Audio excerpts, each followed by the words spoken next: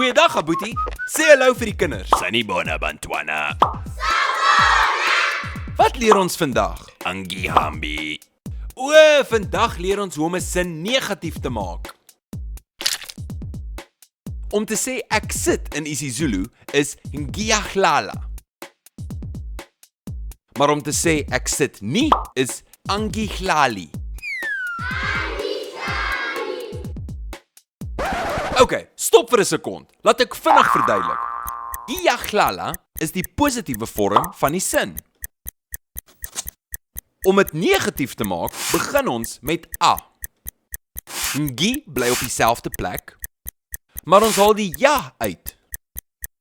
En ons verander die einde van die werkwoord van a na i toe.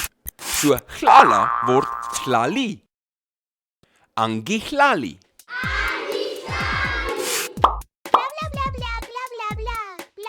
So ek praat is ngiyakhuluma. Maar ek praat nie is angikhulumi.